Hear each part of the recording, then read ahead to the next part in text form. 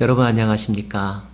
답답하고 힘든 하루하루이지만 그러나 결코 답답하고 힘들기만 한 그런 날이 되지는 않을 것이라고 믿는 곽성환 목사입니다.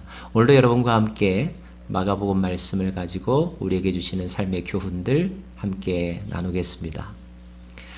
오늘 함께 나눌 말씀은 마가복음 4장입니다. 마가복음 4장에서 예수님은 제자들에게 특별히 이 주제에 대하여 많은 비유를 말씀하십니다. 그 주제는 바로 하나님 나라에 관한 것입니다. 하나님 나라, 우리가 참 많이 사용하는 그런 단어이지요. 그런데 그 나라는 어떤 특징을 가지고 있을까요? 또 어떤 원리에 의하여 움직이고 있을까요?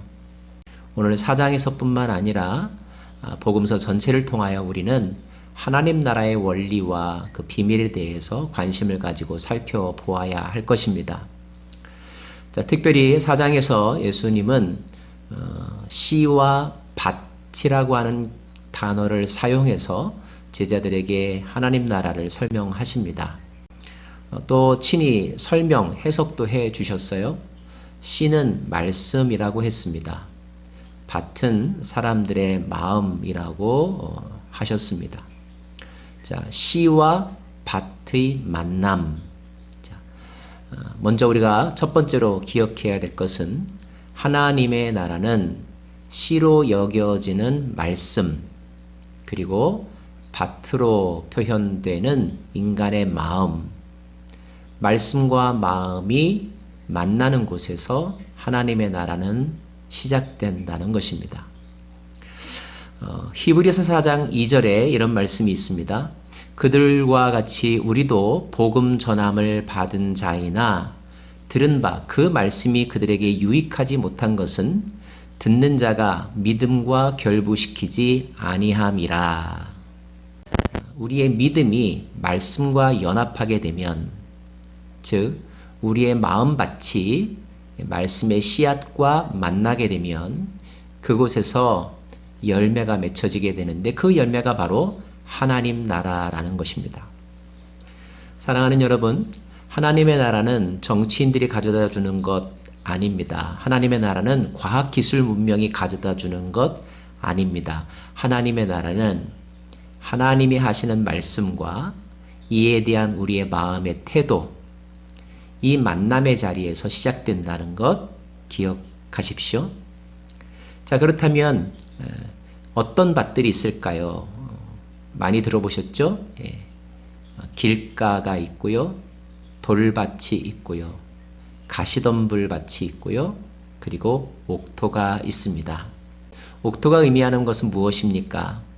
네, 온전한 믿음의 밭을 의미하는 것입니다. 온전한 믿음의 밭이 되려면 어찌 해야 될까요?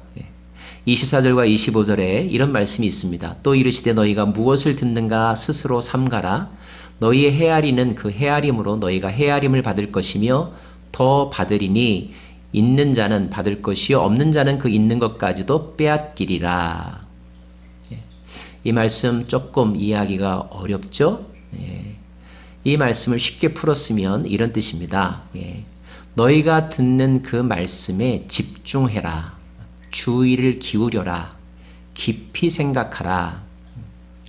만약에 너희가 가지고 있는 어떤 잣대 또는 기준 또 어떤 도구들로 그것들을 자세히 살펴보고 깊이 헤아리고 묵상하고 곱씹어 본다면 너희들이 그 말씀을 받을 때에 말씀이 너희를 헤아려 줄 것이요.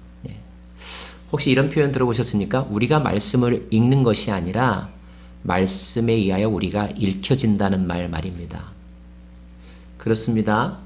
우리는 말씀을 내가 조리할 수 있다고 생각하지만 그러나 사실은 우리가 말씀에 집중하게 되면 그 말씀이 우리를 분석해주고 그 말씀이 우리를 재형성하고 재생산의 단계까지 이르게 한다는 것입니다. 이것이 하나님 나라의 비밀입니다. 그렇게 되면 말씀 때문에 우리가 더 받게 될 것이요. 그리고 심지어 없는 자는 그러한 헤아림이 없는 자는 있는 것마저도 빼앗기게 될 것이다. 그것을 반대로 말하면 있는 자는 더 가지게 될 수 있다. 이런 뜻이지요.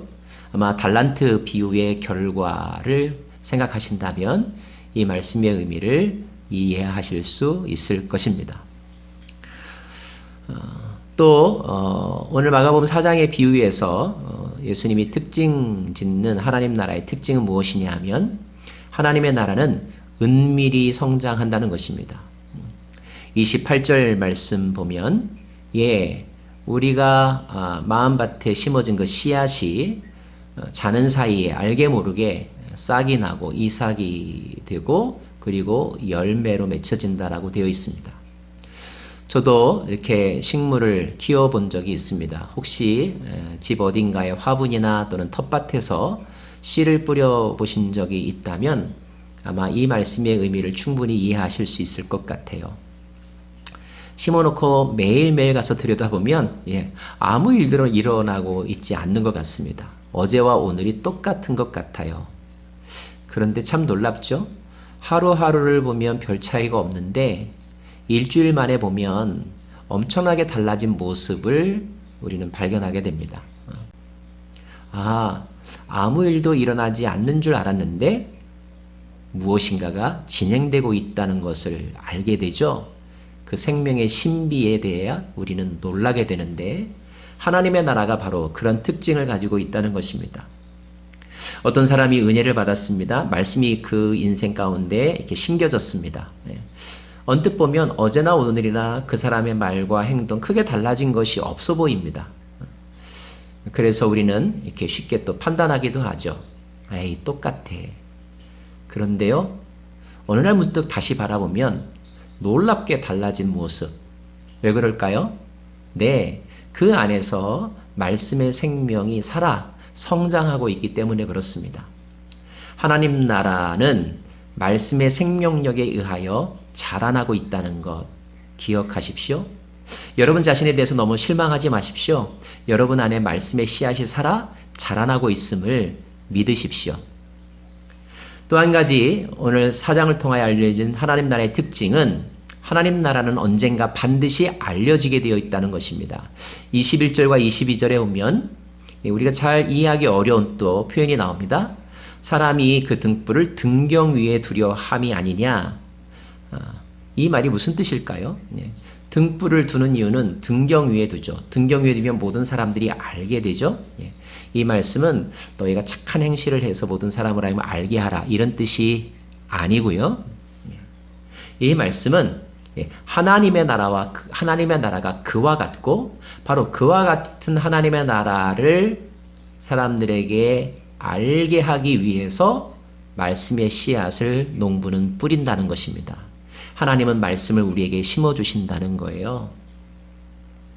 처음에 그 씨앗은 마치 겨자씨와 같습니다. 겨자씨가 얼마나 작은지 여러분 잘 아시죠? 그러나 그 겨자씨가 자라나면 훗날 커다란 나무가 되어서 사람들이 새들이 와서 쉬고도 남을 정도로 누구나 다 알 수 있는 상태, 누구나 다 그 열매를 누릴 수 있는 상태로 풍성하고 분명하게 남는다는 것, 알게 된다는 것, 이것이 하나님 나라의 비밀이라는 것이고 그것을 위해서 하나님은 씨앗을 뿌린다는 것입니다. 정말 하나님의 나라를 경험해 보신 적이 있으십니까?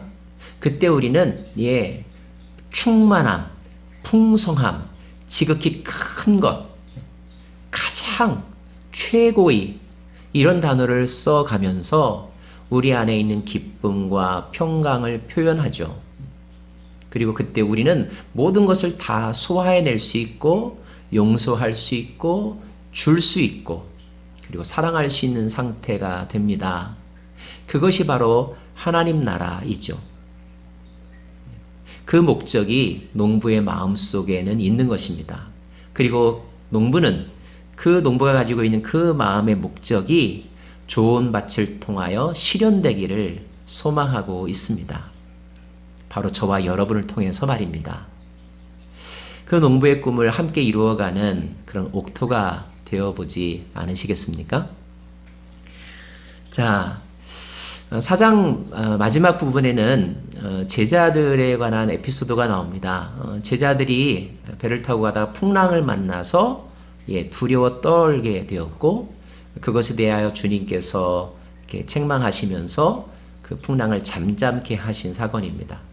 여러분, 이 사건을 별도의 사건으로 생각하지 마십시오. 저는 4장 전체의 주제인 하나님 나라와 관련하여서 씨 뿌림 그리고 밭의 비유와 연관지어서 한번 묵상해 보시기를 권해드립니다. 이렇게 질문할 수 있겠죠? 제자들은 그러면 당시에 어떤 마음밭을 가졌을까? 길가였을까? 돌밭이었을까? 가시덤불이었을까? 아니면 옥토였을까? 오늘 사건을 보면 제자들의 마음은 아직 옥토가 되지는 않은 것 같습니다. 굳이 말한다면 제자들의 마음은 가시덤불 밭이었던 것 같아요. 왜냐하면 두려움과 염려, 세상의 염려와 재물의 유혹과 기타 욕심이 들어와 말씀을 막아 결실하지 못하게 되었다. 그런 밭이 있는데 그것이 바로 가시떨기의 밭 또는 뿌리가 없어서 오래가지 못하고 그 말씀대로 고난이나 핍박이 오면 곧 넘어지는 밭. 그렇다면 그것은 돌밭이겠죠. 돌밭 아니면 가시덤불밭. 이것이 제자들의 마음 상태였습니다. 온전한 믿음의 밭은 두려워하지 않습니다. 온전한 믿음의 밭은 말씀에 집중하죠.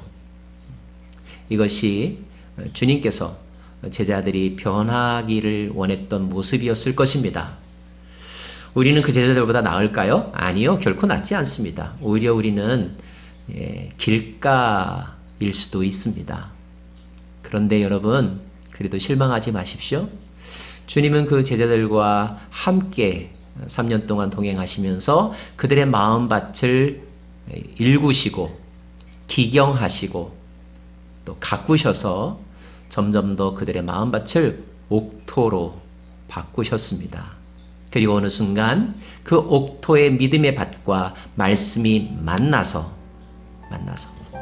싹을 틔고 열매를 맺게 되었을 때 그 열매는 그동안의 실패를 커버하고도 남을 만큼 30배, 60배, 100배의 결실, 풍성한 결실을 맺었다는 것, 전 세계적인 영향력을 끼칠 만한 것이 되었다는 것, 이 사실에 우리가 소망을 갖고 우리 자신의 믿음에 너무 좌절하지 마시고 우리 자신의 믿음의 상태보다 우리의 마음밭에 떨어질 그 씨앗에 집중하는 저와 여러분 되기를 간절히 바랍니다.